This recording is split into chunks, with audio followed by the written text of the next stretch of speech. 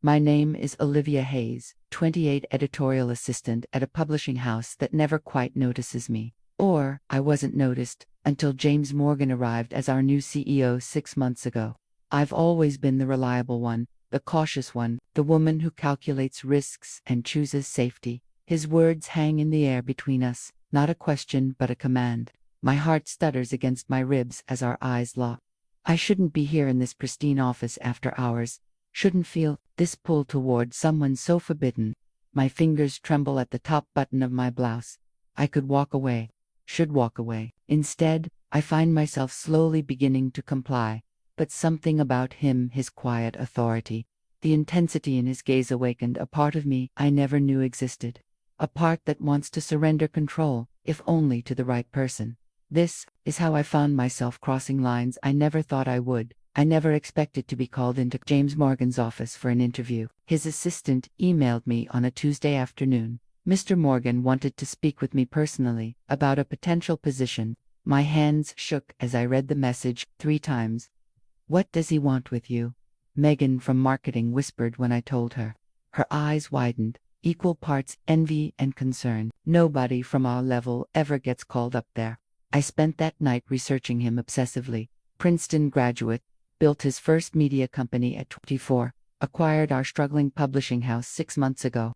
The photographs showed a man with dark eyes that seemed to look straight through the camera. The next day, I wore my best navy blue dress and arrived 15 minutes early. His assistant, a sleek woman with an expressionless face, barely acknowledged me before ushering me through heavy double doors. And there he was, taller than I'd expected. He didn't stand when I entered, just watched me from behind an imposing desk, dark hair, slightly longer than was strictly professional, strong jawline, and those eyes so dark they appeared almost black in the dim light of his office. "Miss Hayes." His voice was lower than I'd imagined. "Please, sit." I perched on the edge of the chair opposite him, feeling like a specimen under examination. "Do you know why I asked to see you?" "No, sir." My voice sounded thin, unfamiliar. He leaned back. "I've been reviewing staff performance records. Yours is ... interesting." I swallowed hard. "Interesting, sir. You've been here for years. Excellent work. Consistently. Yet you've never been promoted." He tapped my file. 3 times you were recommended for advancement. 3 times you declined to apply." The heat of embarrassment crawled up my neck. Why? His question cut through my explanation before it began. I preferred the stability of my current position. Something flickered across his face, amusement, disappointment. "That's not the whole truth, is it, Miss Hayes?" The question hung between us. How could he know? How could he sense that I'd been afraid of more responsibility? Afraid of failing, afraid of being seen? "No," I admitted. "It's not. I respect honesty, Miss Hayes." He stood suddenly, walked to the window. "I need an assistant. Someone detail-oriented, efficient. Someone who notices things." He turned back to me. "Someone who doesn't lie to themselves. I have no experience as an executive assistant." "You have exactly the experience I'm interested in." He moved closer, standing over me now. "The question is whether you're willing to step outside your comfort zone." Our eyes met, and something electric passed between us. A recognition, a challenge. "The position requires ... flexibility. Late hours sometimes, complete discretion, absolute loyalty." His gaze never wavered. "The compensation would be significant. And you would report directly to me." I should have asked more questions. Should have requested time to think. Instead, I heard myself say, "Yes, I'd like the position." A smile, the first I'd seen, curved his mouth slightly. "Good." He extended his hand. "We'll start tomorrow." When I took his hand, his grip was firm, warm. Something passed between us. In that touch, something that made my pulse quicken and my mouth go dry. I had no idea what I'd just agreed to. 2 weeks into working for James Morgan, and I still hadn't decoded him. He was exacting but never cruel, demanding but always precise in his expectations. The days blurred into late nights as I adjusted to my new role.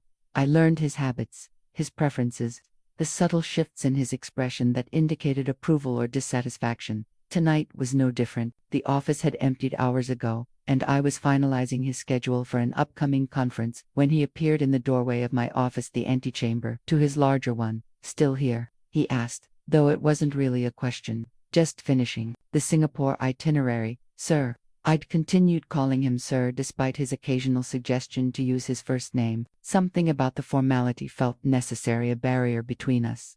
He leaned against the doorframe, jacket discarded, sleeves rolled up to expose strong forearms. It's nearly 10, Olivia. The way he said my name, it always felt like he was testing the sound of it, weighing each syllable. I wanted to get this done. I straightened papers that didn't need straightening. I can email it to you later if you're leaving. I'm not leaving yet. He studied me with that penetrating gaze. You're warm. I blinked, sir. Your jacket. Keep adjusting it. The building heat is excessive this late. Take it off if you're uncomfortable. It wasn't a suggestion, not really. It was the first time he'd directed me to do something unrelated to work. I'm fine, sir. His expression didn't change, but something in the air between us shifted. Are you disobeying a direct instruction, Olivia? My heart stuttered. No? Take off your jacket. 3 seconds passed. 4, 5. My fingers moved to the buttons before I could analyze why. One by one, I unfastened them, slipped the fitted blazer from my shoulders. Underneath, my silk blouse suddenly felt too thin, too revealing. Better? He asked, his voice softer now. I nodded, unable to speak. Stand up, again. That delay the moment of choice. Before I complied, I rose from my chair, suddenly aware of the desk no longer separating us. He approached slowly, circling until he stood behind me, not touching, but close enough that I could feel the heat of him, smell the subtle scent of his cologne. Your work has been exemplary these 2 weeks, he said near my ear. You're everything I thought you would be. Thank you, sir. But there's more to this position than scheduling and correspondence, isn't there? His voice had dropped lower. You've sensed that. I couldn't move, couldn't turn to face him. Yes. Are you afraid of me, Olivia? No, I answered truthfully. Are you afraid of yourself? The question struck like a physical blow. I closed my eyes. Sometimes, his hand the first touch between Uskim to rest lightly on my shoulder, just his fingertips, barely there. Tomorrow night, stay after everyone leaves, we'll discuss the full scope of your position. Then he was gone, moving past me to his office, closing the door behind him. I stood frozen, my jacket forgotten on my chair, my skin burning where his fingers had been. What had I agreed to, and why did the uncertainty thrill me more than it should? I spent the entire next day in a state of heightened awareness. Every time James walked past my desk, every moment his eyes met mine during meetings, every casual instruction he gave, all of it seemed charged with unspoken meaning. By 7 o'clock, the office had emptied. I sat at my desk, pretending to work while my mind raced with possibilities. At precisely 8, his voice came through the intercom. Come in, please, Olivia. His office was different at night. Floor-to-ceiling windows revealed the glittering city below. A single lamp cast most of the room in shadow. James stood by the window, silhouetted against the skyline, a glass of amber liquid in his hand. Closed the door. I did. Then stood uncertainly in the middle of the room. Would you like a drink? He asked. No, thank you. My voice sounded steadier than I felt. He turned to face me. You've been distracted today. I apologize, sir. Don't. He set his glass down. I expected it. You've been wondering about this conversation. I nodded. I'm going to propose something unconventional. Olivia, you're free to decline. There will be no professional consequences if you do. The air seemed to thicken between us. I want an arrangement between us, private, separate from your work duties. He moved closer. I find myself drawn to certain qualities in you, your attention to detail, your quiet competence, the way you observe everything but reveal so little. My pulse pounded in my ears. What kind of arrangement? One where, after hours, you would follow my instructions, without question, without hesitation. His eyes never left mine. Nothing illegal. Nothing that would harm you, but things that might challenge you, like removing my jacket last night. Slight smile. That was a test. To see how you would respond to a command that wasn't strictly professional. And if I agree, what would these instructions involve? He circled me slowly. That depends on your limits, your boundaries. We would establish those first. And what do you get from this? I asked, my voice barely above a whisper. He stopped in front of me. The pleasure of watching someone like you controlled, careful, can surrender that control, willingly, to me. Heat flooded my body. I should have been offended. should have walked out. Instead, I was intrigued, tempted. We would need rules, he continued. A way for you to stop things if they go too far. He leaned closer. A safe word. A safe word. I repeated Pine. He spoke the word softly. Say it once. I stop whatever I'm doing. Say it twice. Everything ends immediately. Say it 3 times. I take you home. No questions asked. The word hung between us. Pine. So simple. So ordinary. A lifeline. Why me? I finally asked. Because you want this too. His certainty was unnerving. I saw it in you during that first interview. You don't just want to be noticed, Olivia. You want to be seen. Truly seen. No one had ever read me so accurately. It terrified me. Thrilled me. Take tonight to consider it, he said, stepping back. If you agree, come to work tomorrow wearing this. He took something from his desk. Draw a thin silver bracelet. Delicate but unmistakable. If not, we continue as we have been. Your choice. I took the bracelet. Our fingers brushing. The metal was cool against my palm. And now, you should go home, he said softly. Think carefully about what you want. I clutched the bracelet all the way home, its edges pressing into my skin, a physical reminder of the choice before me. I barely slept that night. The bracelet sat on my nightstand, catching moonlight through the blinds. Was I actually considering this arrangement that blurred every professional boundary, that challenged everything I thought I knew about myself? By morning, I had my answer. The bracelet felt weightless on my wrist, but I was acutely aware of it with every movement. James noticed immediately when I brought him his morning coffee. His eyes flickered to my wrist, then back to my face. The slight nod he gave me sent a shiver down my spine. The day passed in a haze of anticipation. At 6, I received a text message from an unknown number. My office, 8 p.m. Wear your hair down. Simple, direct. I knew who it was from. At 7:55 I stood, in the bathroom, staring at my reflection. I'd worn my hair up all day, secured in its usual neat bun. Now I pulled the pins free, letting auburn waves fall past my shoulders. I looked different, felt different. He was waiting when I entered his office, seated behind his desk, his expression unreadable. Closed the door and stand in the center of the room. I obeyed, my heels silent on the thick carpet. We begin tonight, he said quietly. Nothing complex. I simply want to establish the foundation of our arrangement. He rose, approached me with measured steps. First rule, when we're alone like this, you will answer honestly. Always. Can you do that? Yes. Second rule, you remember the safe word. Pine, I said. Once to pause, twice to stop completely, 3 times to go home. Good. He circled me, slowly.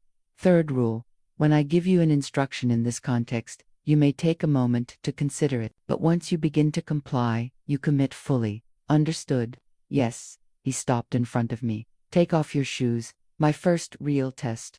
I hesitated, then slowly slipped off my heels, one after the other. The carpet was soft beneath my bare feet. I felt smaller suddenly, more vulnerable without those 3 inches of height. How does that feel? He asked. Strange, I answered honestly. Exposing. Yet it's such a small thing, isn't it? Removing your shoes. His voice was thoughtful. Why does it feel significant?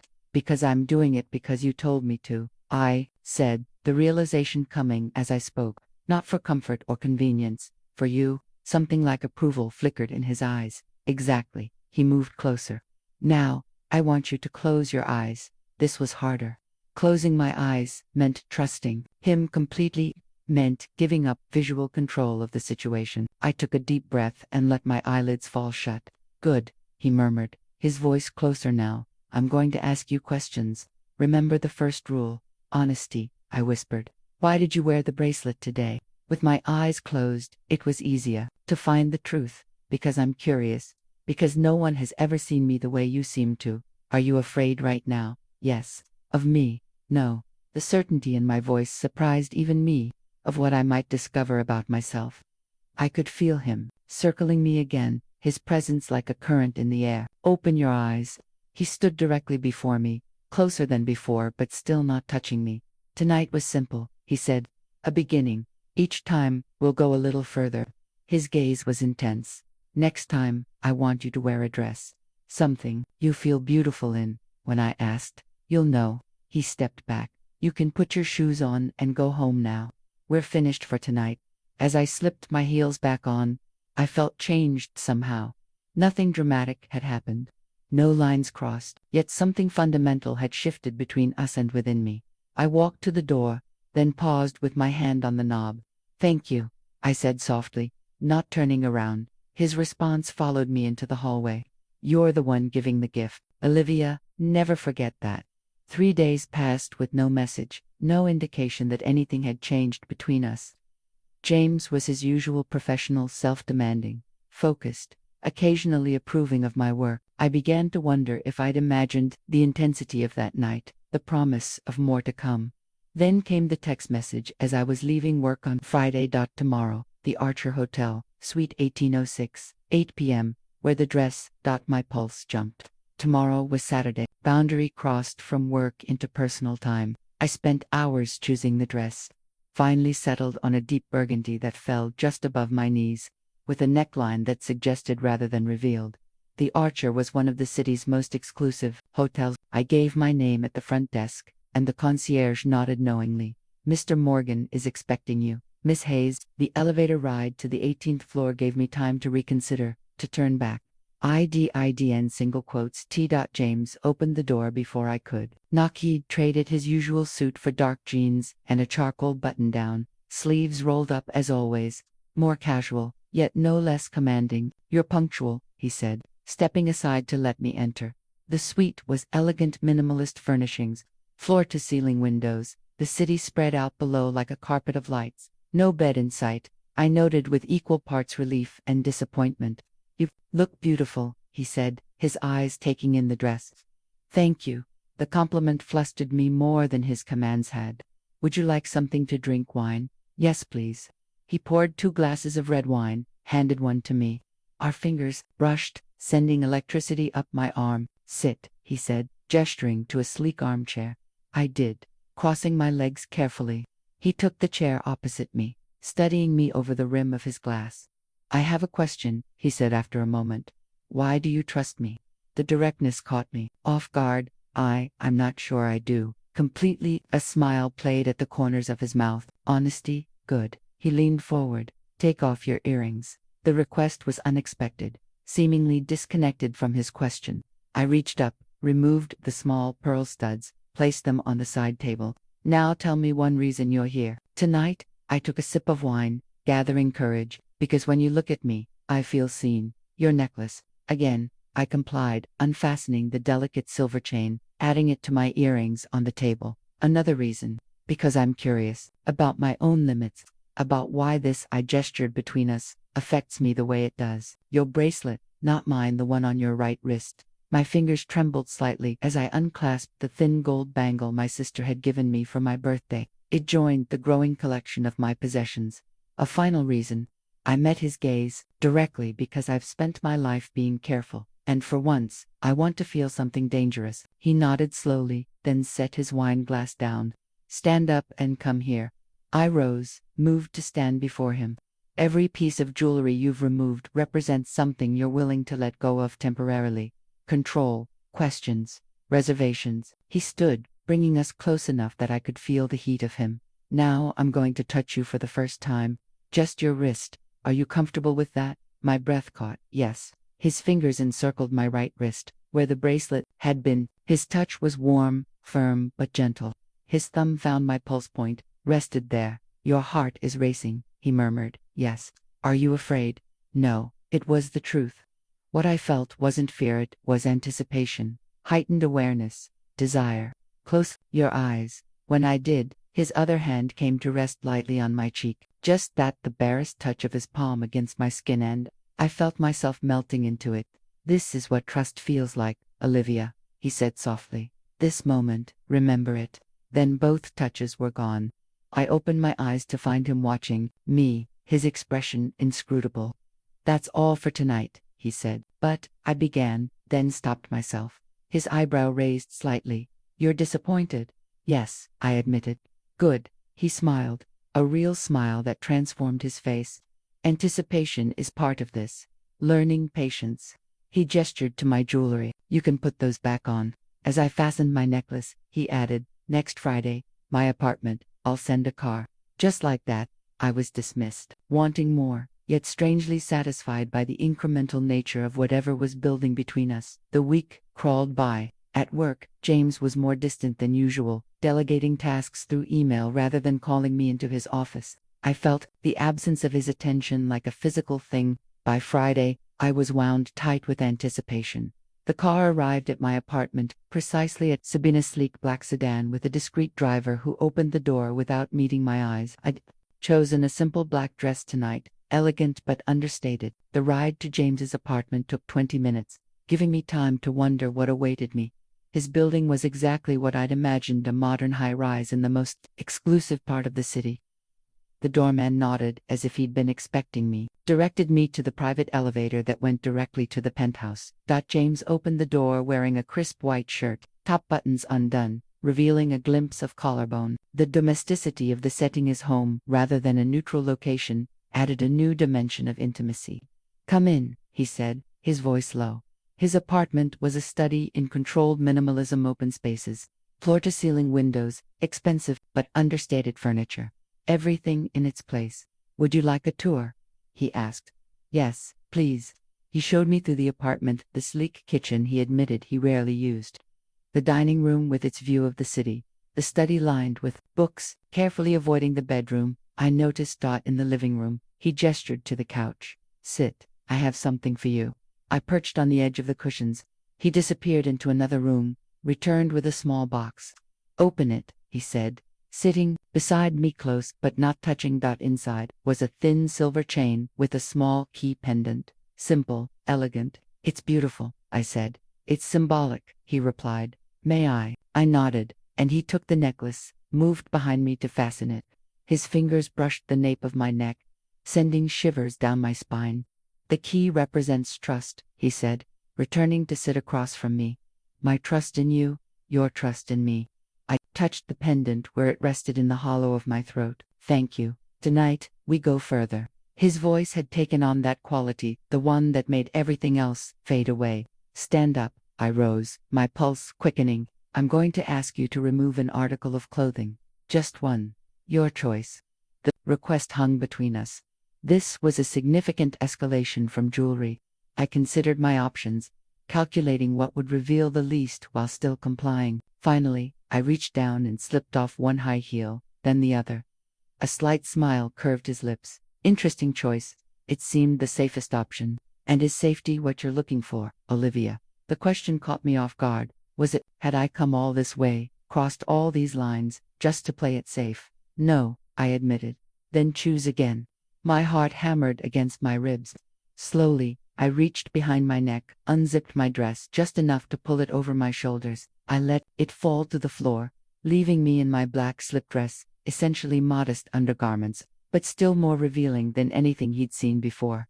His eyes darkened, but his expression remained controlled. "Better." He rose, circled me slowly. "Now, tell me why you're really here tonight." "Because I want to be more specific." I swallowed hard. "Because I want to know what it feels like to surrender to you." He stopped in front of me, close enough that I could feel the heat of him, smell his cologne. "And what if I asked for more tonight? What if I asked you to remove everything?" My breath caught. "I pine," he said softly. "Remember, you always have that word." I met his gaze. "I remember." "Good." He stepped back. "You can put your dress back on now." Confusion washed over me. "But I'm testing your boundaries, Olivia, and your obedience." His voice was gentle. "Tonight wasn't about seeing your body. It was about seeing if you would trust me enough to be vulnerable. And if you would trust me enough to accept when I say, that's all." As I zipped my dress with shaking hands, I realized this was the true test, not how far I would go, but accepting his control over when it ended. "Are you disappointed?" he asked. "Yes," I admitted, and confused. "Good." He smiled slightly. "Both are part of this journey." He reached out, touched the key pendant at my throat. "Wear this on Monday." And every day after was a claim, a visible sign of whatever was developing between us. I nodded, knowing I would comply. The next week brought a new development, a business trip to Chicago. James needed to attend meetings with a potential acquisition, and he requested I accompany him. 2 days, 1 night. The professional reason was clear. I managed his schedule, knew all the key players, but the weight of his gaze when he asked told me there was more. We traveled separately to maintain appearances, he in first class, me in business. The same hotel, different floors. At least, that was the arrangement on paper. The day was consumed with meetings. I watched James in his element, commanding, incisive, occasionally ruthless. It was like seeing another facet of the same gemstone, and it affected me in ways I hadn't expected. The power he wielded so effortlessly in the boardroom echoed the control he exercised over me in private. That evening, after the final meeting, he texted me, "My sweet, 1 hour. Where the key?" I spent that hour in my room, showering, changing into a simple navy dress, touching the key pendant that hadn't left my throat since he'd placed it there. When I arrived at his suite, I hesitated before knocking. This was the hotel room, far from home, with an unspoken expectation hanging between us. "Come in," he called at my knock. His suite was expansive, with a separate sitting area where he waited, jacket discarded, shirt sleeves rolled up in that way that always made my mouth go dry. A bottle of wine breathed on the table. "Successful day," he said, pouring me a glass. "Yes, the board seemed impressed with your proposal. They should be. It's going to save their company." He handed me the wine, his fingers brushing mine. "But I didn't ask you here to discuss business." "I know." He settled into an armchair, gestured for me to take the one opposite. "Tonight, I want to try something different. A reversal, of sorts." "What do you mean?" "I'm going to ask you what you want." The simplicity of the question disarmed me. What did I want? After weeks of following his lead, of surrendering choice, being asked to voice my own desires felt almost more intimidating than being told to undress. "I'm not sure," I admitted. "Yes, you are." His voice was gentle but firm. "You've been thinking about it, imagining it. Tell me." I took a long sip of wine, gathering courage. "I want you to touch me. Be specific." Heat rose to my cheeks. My face, my neck. I swallowed hard. My waist. He nodded slowly. "Stand up," I did, setting my wine glass aside. "Come here." I moved to stand before him, my pulse racing. "Close your eyes." When I did, the world narrowed to sensation, the sound of him rising from his chair, the shift in the air as he moved closer. Then his hand, warm and certain, cupping my cheek. I leaned into the touch involuntarily like this. He murmured, "Yes." His fingers trailed down my jaw, my throat, coming to rest where the key pendant lay against my skin. And this, yes, then, both hands, skimming my sides, settling at my waist. Firm but gentle, holding me in place. And this, I couldn't speak, just nodded. His touch was electric, even through the fabric of my dress. "Open your eyes, Olivia." When I did, he was closer than I'd expected, his dark eyes intent on mine. For a moment, I thought he might kiss me. Wanted him to kiss me. Instead, he stepped back, removing his hands. "That's enough for tonight." Disappointment crashed through me. "But remember what I told you about patience." His voice was soft. "About anticipation." "I remember," I said, trying to hide my frustration. "Good." He moved to the door, opened it. "Sleep well, Olivia. Tomorrow will be a long day." In my own room, I lay awake for hours, my skin still tingling where he'd touched me. This slow, deliberate progression was maddening and thrilling. Every boundary crossed made me crave the next one more intensely.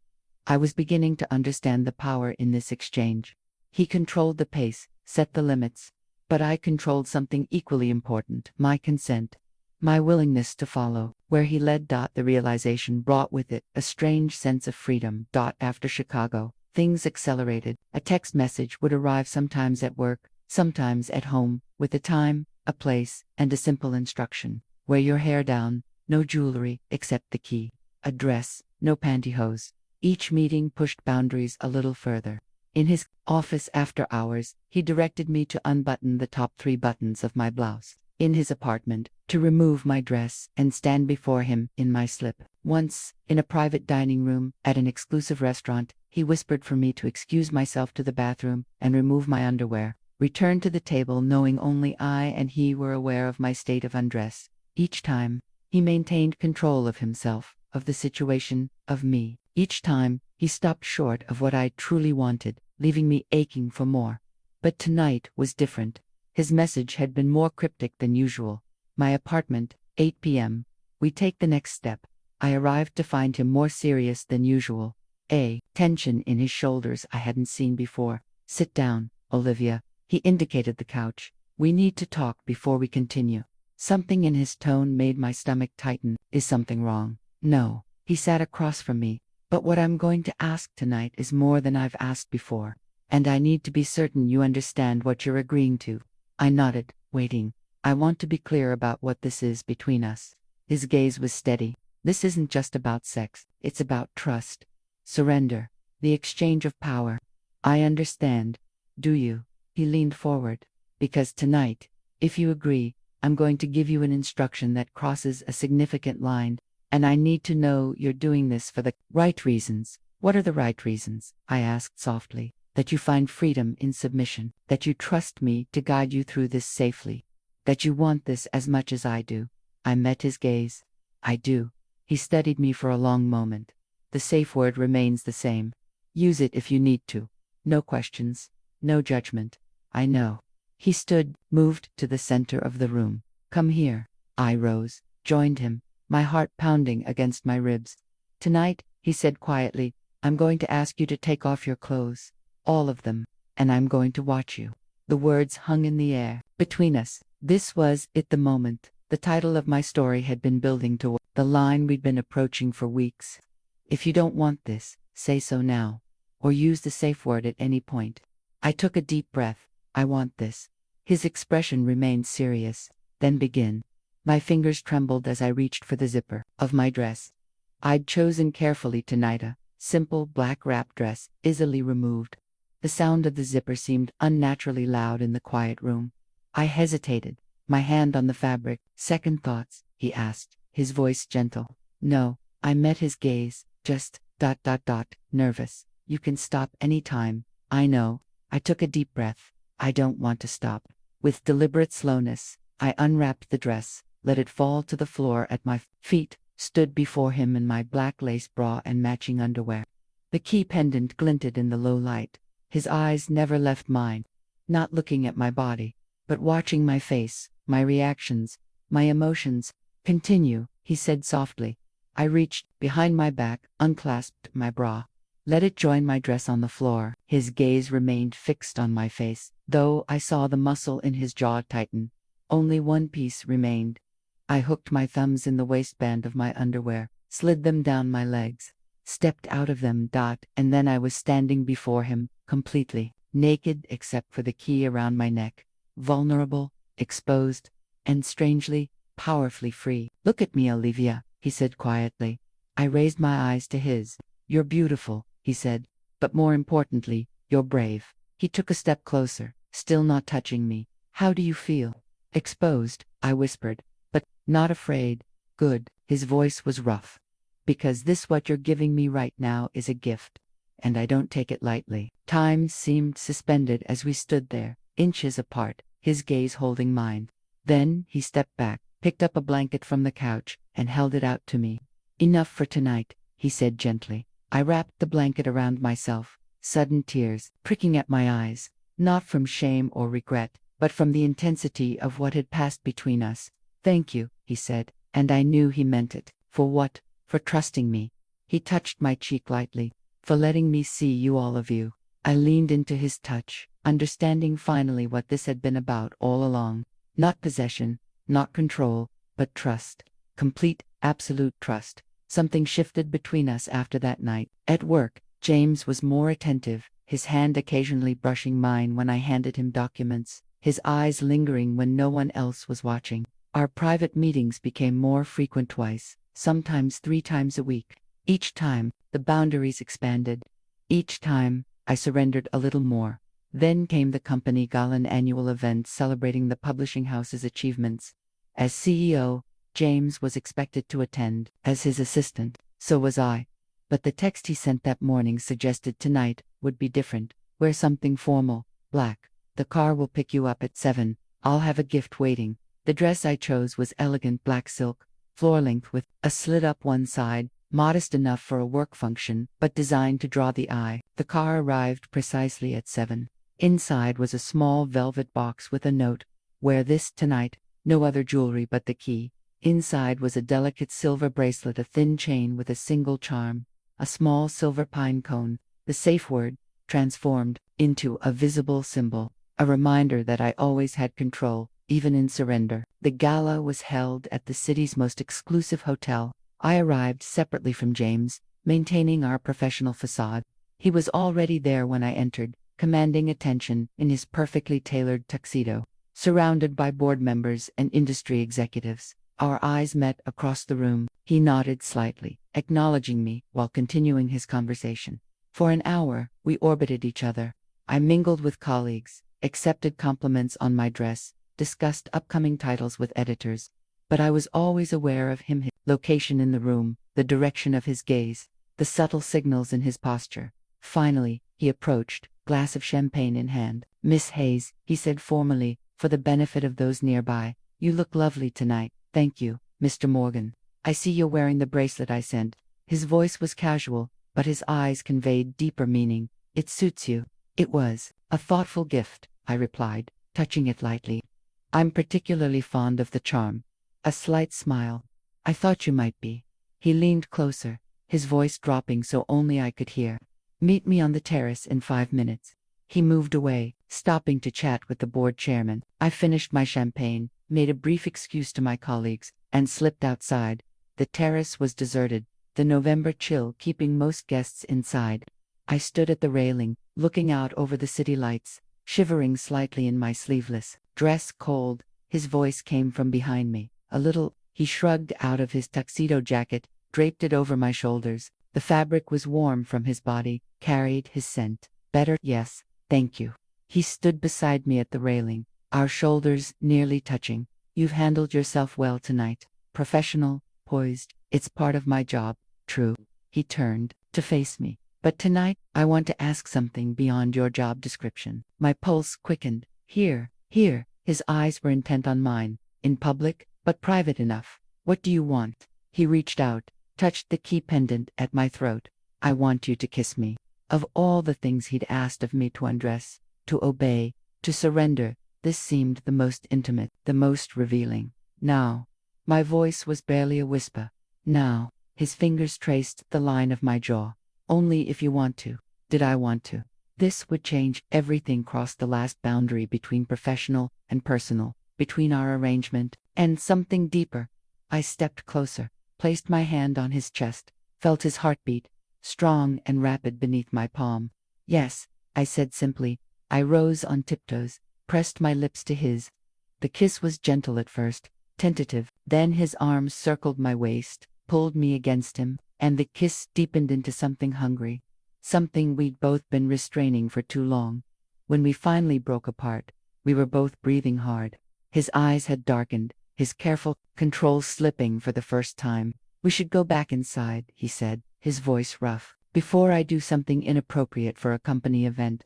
I nodded, unable to speak. He took his jacket from my shoulders, helped me put it on properly. "My apartment," he said quietly. "After this ends." It wasn't a command this time. It was a question. "Yes," I answered. His smile, rare, genuine, made my heart flip.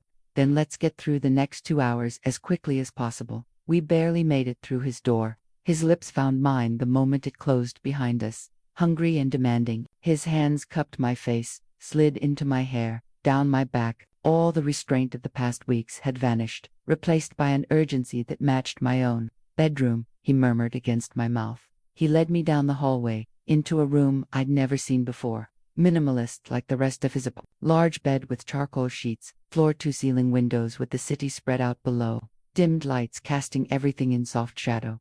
He turned to face me, his breathing uneven. "Are you sure, Olivia?" "Yes." I'd never been more certain of anything. His fingers traced the line of my jaw. "Tonight is different. Tonight I want to give you something." "What?" "Control." He stepped back, creating space between us. "Tonight, you tell me what to do." The reversal was unexpected, thrilling. All these weeks, he had been the one giving commands, setting boundaries, determining how far we would go. Now he was offering me the power. "What do you want?" he asked softly. I studied him in the dim light, his normally perfect hair slightly disheveled from my fingers, his bow tie undone, his eyes dark with desire. "I want you to take off your clothes," I said, echoing his command from weeks ago. "And I want to watch you." A smile played at the corners of his mouth. As you wish. He began with his cufflinks, setting them deliberately on the dresser. Then, his fingers moved to the buttons of his shirt, undoing them one by one. I watched, mesmerized, as he revealed himself to me, the broad shoulders, the lean muscle, the scattered dark hair across his chest. He removed his shirt completely, then his undershirt stood before me bare-chested, waiting. Continue, I said, my voice steadier than I felt. His hands moved to his belt, unbuckled it slowly, then the button of his trousers, the zipper. He slid them down, stepped out of them, stood in just his black boxer briefs, watching my face. All of it, I said. He hooked his thumbs in the waistband, slid the last piece of clothing down, stepped free of it. Now he stood before me, completely naked, unashamedly vulnerable.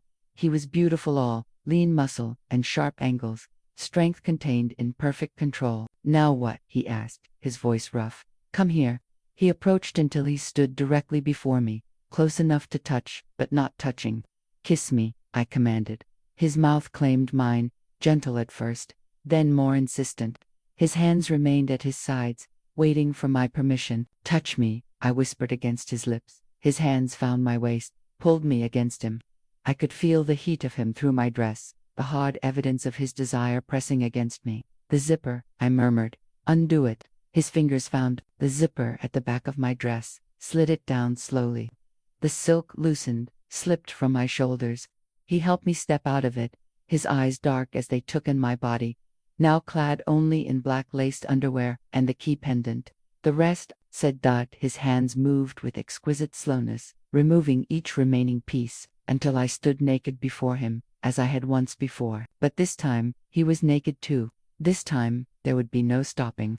Bed, I said, the word barely audible. He lifted me as if I weighed nothing, laid me gently on the dark sheets, covered my body with his own, skin against skin, heat against heat. What do you want, Olivia? He murmured against my throat. You, I answered simply, all of you. And then there were no more words, no more commands, just his body and mine, finding each other in the darkness, his hands and mouth mapping my skin, my fingers digging into his shoulders, urging him closer, deeper. When the moment came, when he finally entered me, the world narrowed to just this: his body moving with mine, his breath mingling with mine, the exquisite surrender of two people giving everything to each other. Afterward, he held me against his chest, my head tucked under his chin, his heartbeat gradually slowing beneath my ear. His fingers traced lazy patterns on my bare shoulder. Was that what you wanted? He asked softly. I smiled against his skin. It was perfect. You surprised me tonight. How? With your confidence, your certainty. His arms tightened around me. It was beautiful to watch. I raised my head, met his eyes. I learned from the best. His smile, rare, genuine, made my heart flip. He touched the key pendant, still around my neck. You know what this really means, don't you? Tell me that you had the key all along, the power to unlock whatever was between us. I understood then what all of this had been about. Not his control over me, but my discovery of the strength in surrender and the power in taking what I truly wanted. Morning light filtered through the windows, painting patterns across the rumpled sheets. I stirred, momentarily disoriented before remembering where I was. James's bedroom, James's bed. His arm was draped across my waist, his breathing, deep and even against my neck. For a moment, I simply lay there, absorbing the newness of this waking beside him, seeing him in the vulnerability of sleep. His face was softer, the usual intensity smoothed away by rest. I had the strange thought that I was seeing the man beneath the carefully constructed exterior. As if sensing my gaze, his eyes opened, found mine. Good morning, he said, his voice rough with sleep. Good morning. He propped himself on one elbow, studied my face. Any regrets? None. I traced the line of his jaw with my fingertip. You, only that we waited so long. He caught my hand, pressed a kiss to my palm. Hungry, starving. He smiled, slid out of bed, pulled on a pair of pajama pants. I'll make coffee. I watched him leave the room, admiring the lean muscles of his back, the confident way he moved. After a moment, I got up, wrapped myself in his discarded dress shirt from the night before. It hung to mid-thigh, enveloped me in his scent. In the kitchen, I found him grinding coffee beans, his back to me. I took a moment to observe him, in this domestic setting so different from the commanding CEO, the controlled dominant. I like this, I said. He turned, his eyes warming as he took in the sight of me in his shirt. What's that? Seeing you like this, just being. He sat down, the grinder, approached me slowly. This is the part most people don't understand about arrangements like ours. What part? That it's not just about control or surrender. He tucked a strand of hair behind my ear. It's about trust deep enough to just be yourself, completely, without pretense. I leaned into his touch. Is that what we have? I think we're getting there. He kissed me lightly. But there's something we need to discuss. A flicker of anxiety. What? He took my hand, led me to the couch in the living room. We sat facing each other, his expression serious. Work, he said simply. Reality crashed back. We had crossed every professional boundary imaginable. I was his direct report. The implications were suddenly overwhelming. I've been thinking about this for weeks, he continued, long before last night. I've made arrangements. What kind of arrangements? A lateral move for you, to head the new digital content division. You'd report to the board directly, not to me. I blinked, processing. You want to promote me. I want to remove the professional conflict. His eyes held mine. You're more than qualified, Olivia. Your insights into digital strategy have been invaluable. The board already approved the position last week. You planned this. I hoped. His thumb traced circles on the back of my hand, but the offer stands, regardless of us. If last night hadn't happened, if you want to end whatever this is between us, the position is still yours. I studied him, searching for any hint of manipulation or control, found only sincerity. What if I want both? I asked. The position and us. The smile that spread across his face was like sunrise. That's what I want to. He pulled me into his lap, his arms encircling me. But I need you to be sure, to choose freely. I am sure. I rested my forehead against his. I've never been more sure of anything. We stayed like that for a long moment, just holding each other, the morning light pooling around us. Then he tilted my chin up, kissed me with surprising gentleness. So what happens now? I asked when we broke apart. Now, he smiled. Now we build something real. Beyond commands and obedience. Beyond roles and power dynamics. His fingers found the key pendant at my throat, though we can keep those too when we want them. I laughed, feeling lighter than I had in years. I'd like that.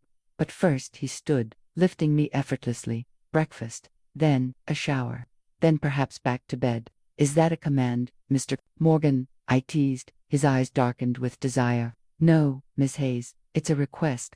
He set me on my feet, tucked a strand of hair behind my ear. What do you say? I rose on tiptoes, pressed my lips to his. Yes, I whispered against his mouth. My answer is yes. And in that moment, I understood the final truth of our journey together. True power wasn't in domination or submission. It was in the choice to surrender when you wanted to take control when you needed to be fully yourself, fully seen, fully accepted. I fingered the key around my neck, knowing now what it truly symbolized, not his ownership of me, but my discovery of myself, of desires and strengths I never knew I possessed. His hand found mine, fingers intertwining. What are you thinking? I smiled up at him. That I'm still learning, still surrendering. I squeezed his hand. But now I know that giving yourself fully doesn't mean weakness. It means knowing your own power,